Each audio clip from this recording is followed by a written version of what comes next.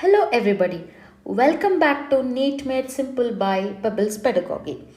We are continuing with our journey with the first lesson.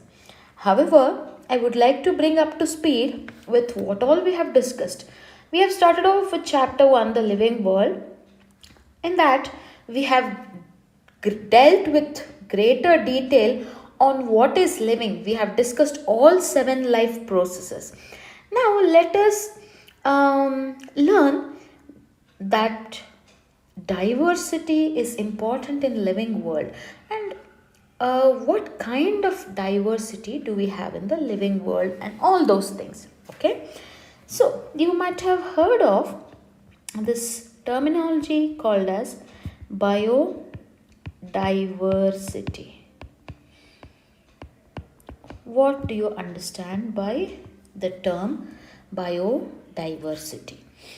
If you may ask me, I would love to split this up into bio, that means anything which is living, right? It will include all plants and animals, isn't it? So it may also include microorganisms, but for your understanding, I will just consider plants and animals at the moment. Diversity is, in simple terminologies, it is variety, right? So the word biodiversity means the variety of living organisms that inhabit the earth. It is estimated that around 1.7 to 1.8 million species of organisms inhabit the earth. We will learn what this species it means. So, as of now, you think that there are about 1.7 to 1.8 million different types of living things which inhabit the earth or which are found on our planet. Okay, so you have understood what biodiversity is, and don't you think it is very much essential to name? Let me change the color of the pen. Right? Okay. So, don't you feel it is very much essential to name all these various living organisms that are coexisting with us? Yes, of course, we have to name them, isn't it? Why do we have names in the first place? In order to identify, right? Easily. So, I call my channel PEBBLEZ Pedagogy because it is easier for me and for all of you to identify that, oh, here comes PEBBLEZ Pedagogy with lot of information for biology, isn't it? And especially NEET biology. So similarly, you are having a name. Why is the name given to you? It is for easy identification. Don't you think so? Similarly, there is a need, or all living organisms which are there inside the surface of earth, on the surface of earth, and all these are to be named. So this process is called as nomenclature. So nomenclature is giving names to different living things which we see that coexist with us. All right. Okay. Now, here is a question. We all speak multiple languages, isn't it? In India alone, we have several languages. The language changes with every landscape in India, isn't it? So if that is the case in one country, then think about all over the world. For example, if a person would say mango in English, English might not be the local tongue, or though it is a universally accepted global language, people might find it hard to understand what I'm talking about. If you say arm, then it is again in Hindi, and it makes quite difficult for a person who has any other language spoken as his native language other than Hindi, right? So, don't you think there is a need to have one language to be used to name all these living organisms? So, scientists thought of using Latin to name all living organisms. Okay, there are since Latin, there are reasons for choosing a Latin. Latin is the oldest language. Okay, though English is universally accepted and it is a global language, scientists chose Latin because it is the oldest language, and it doesn't change that often. It doesn't change like as English does that often. Okay, doesn't change easily. Okay, if you remember these few points, that would help you understand the need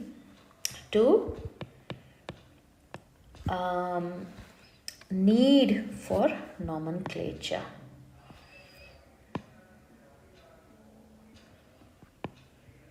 All right, now before going into the details of nomenclature, I feel it is important to probably identify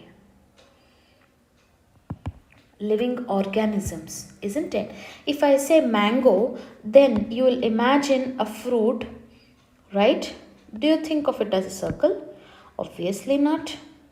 You would definitely imagine a shape, right? This is just a simple rough diagram.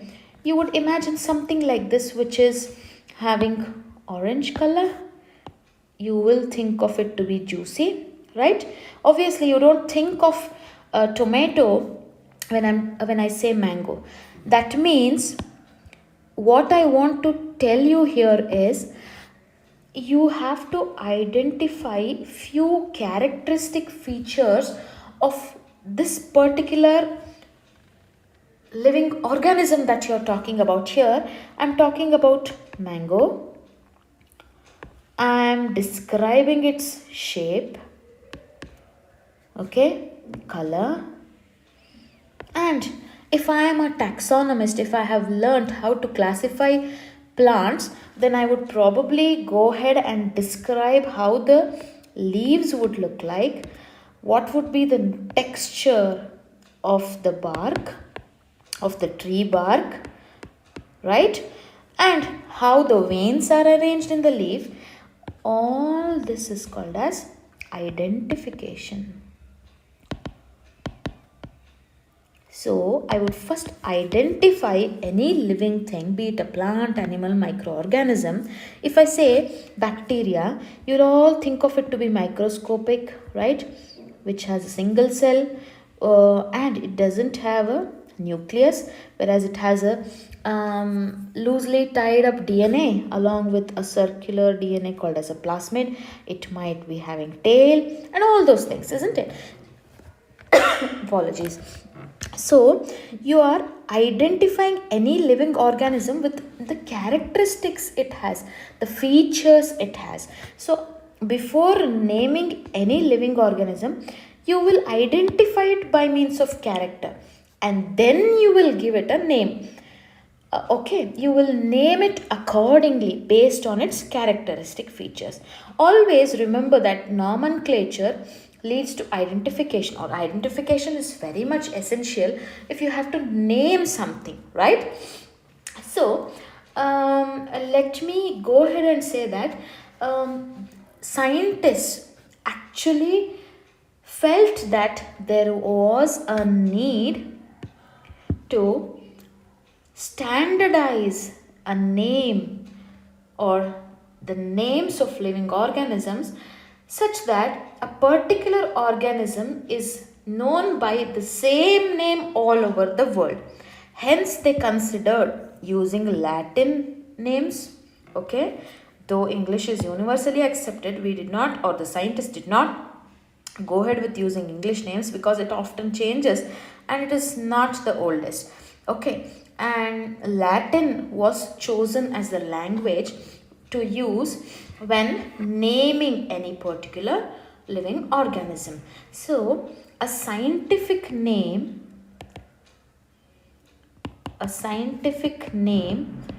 is generally has two components.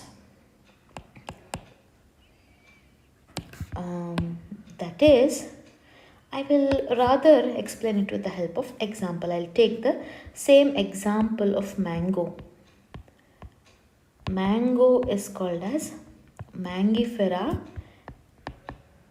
indica. So this is the scientific name. Scientific names are given for both plants and animals. Once I finish with this plant example, I would like to take an animal example as always.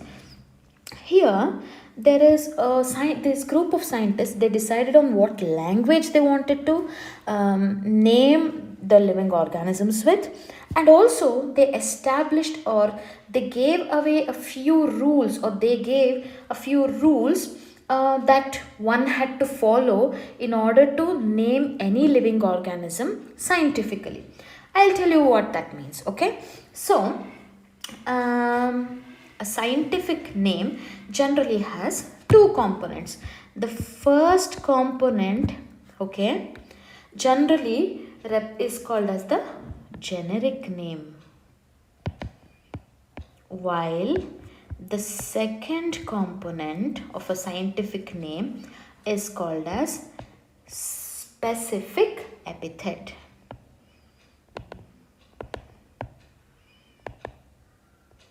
You might find it a little bit difficult and feel that, oh, what rubbish she's talking all about. But trust me, this will all make sense. I will take one more example, and here I would like to consider an animal example. Panthera leo. This is the scientific name of or given to lion. Okay. As you can see, I am writing the scientific name.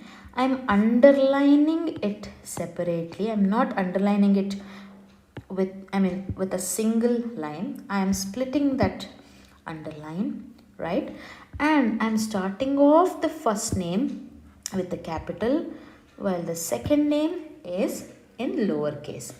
Actually, these are all the rules which were set by group of scientists who decided to give each living organism a scientific name. As this scientific name, since it had two components, it was called as a binomial nomenclature. Apologies for the spelling error. Yeah, binomial nomenclature. So, if I say binomial nomenclature, instantly it should occur to your mind that bi meaning two, there are two components to naming any living organism, okay? In a scientific manner. We are not talking about colloquial language, our native tongue, okay? We are talking about scientifically naming any living organism. So, all living organisms are given scientific names or binomial names which start with capital letter, okay? The generic name has the first letter which starts with capitals, and the species name or the specific epithet starts with a smaller letter or a lowercase, if that makes sense. All right, and these two are written separately with space in between them, and they are underlined separately. Okay, these are a few rules which you have to follow. Don't ask me why they, I can answer. You might think that why do we have to follow all these rules? See, since it is scientifically naming plants, there are a few rules which we have to follow. Otherwise, if I go around and write Mangifera indica as one, I'll just give you an example. If I go around and write Mangifera indica and underline it like this, it doesn't make sense to the scientific community, because this cannot be considered as as a binomial name or scientific name, as this doesn't fit into the rules established by a group of scientists. There are two groups or two scientific bodies which actually decide on all these things. One is International Code of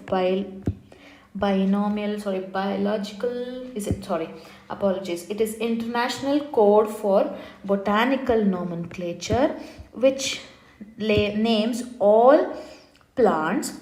There is another one which is International Code for Zoological Nomenclature. I repeat, one is International Code for Botanical Nomenclature, ICBN. The other one is International Code for Zoological Nomenclature. This group of this organization will label all the animals, or will give names to all animals, whereas this one looks into naming only plants. Okay, so this is again headed by a group of scientists, and going back to the scientific name, scientists decided to give binomial names. That means a name having two parts, one representing the genus to which the plant or animal belongs to, another representing the species to which they belong to. I'll take another famous example to make it much more clear. Hope I'm not confusing all of you. You might have heard of Homo sapiens, right? This is the binomial name or the scientific name given for human beings, right? So since I am handwriting it, I am writing it with my cursive writing. If I am typing it, I should type in italics. Okay, we should remember all this, because going further, if you are into some research institute and if they ask you to correct a few scientific names, you should know how to write scientific names. And since you're all gearing up to be doctors, you should be able to identify parasites, pathogens, which are all given names. For example, if I take one more example of scientific name, Staphylococcus aureus is one more example. Staphylococcus aureus is a bacteria. Okay, then Vibrio cholerae is a bacteria which causes cholera. Vibrio cholerae is a name of a bacteria that causes cholera. So you should know how to write scientific names, right? There is a purpose on why you should be reading or studying about all these things, for that matter. All right. So if you are handwriting it, then you may use your normal handwriting, underline them separately. But if you are typing it, then you should type it in italics. All right. So with this, we come to the close, or I'll draw a close to this particular lesson. It might be too intense for some of you, but never mind. I would like to reiterate, as always, repeat. I will change the color of the pen. We have completed discussing with what is living in at much greater depth. You can go back and watch my videos for the content which you are looking at. Then today, in today's lesson, we have discussed about diversity in living organisms, or we have made a head start into what diversity in living organisms is all about, and you have understood what biodiversity is. It is the variety of living organisms, includes plants, animals, microorganisms for that matter, okay, that inhabit the world. There are approximately, this is just a rough estimation, there are approximately 1.7 to 1.8 million species. You'll learn what species is, or different types of living organisms. But before going into them, you have to identify each and every living organism with the characteristics. I have taken mango as an example and compared it with tomato, right? So you will identify, even if you meet somebody, you might not remember their name, but you will remember that tall, thin, fair, dark, and all those things. These are characters which you'll associate with that person whom you have met. So these are all identifying characters, isn't it? So similarly, even in science, we identify living organisms with a lot of characters, right? This process is identification, and then we will start naming them. That is nomenclature. To name any living organisms, scientists decided that Latin be used as a language to coin any new names. I have given you the reasons on why they chose Latin to be and did not go ahead with any local tongue spoken in different parts of the world. If I say going elsewhere in Japan, then they would not understand what I am talking about, isn't it? Whereas if I say Mangifera indica, then definitely they would identify what I'm talking about or what I'm looking for. Now, scientific name, or it is essential to give each and every living organism some names, scientific names, because we want to identify them through their characters, with their special characters. Then it makes our study more easy if we have certain names given to them. Now, each scientific name, be it the name of a plant or the name of an animal, decided by either ICBN, that is International Code for Botanical Nomenclature, or ICZN, which is International Code for Zoological Nomenclature, they have decided on a few rules. All scientists have agreed upon a few rules to be writing scientific names. Based on that, they thought it would be ideal to have a single names split up into two parts. The first part would represent the genus to which the plant or animal belonged to, and the second part would represent the species. We all belong to the genus Homo, and species is Sapiens. Species Sapiens. All right. So I've also told you why it is important for you to learn these scientific names and how you should handwrite them. And if at all you are typing, then how do you type it? All right. So this brings me to the end of another video. Stay tuned for more such videos coming through your way. I would promise to make sure that the content is made much more simpler. For any suggestion for my improvement, I would love to hear from you. All right. So until next time, take care. Please like my video, share my video, and don't forget to subscribe and hit the bell icon to learn more. Till the next time I see you, take care, stay safe. Thank you so much.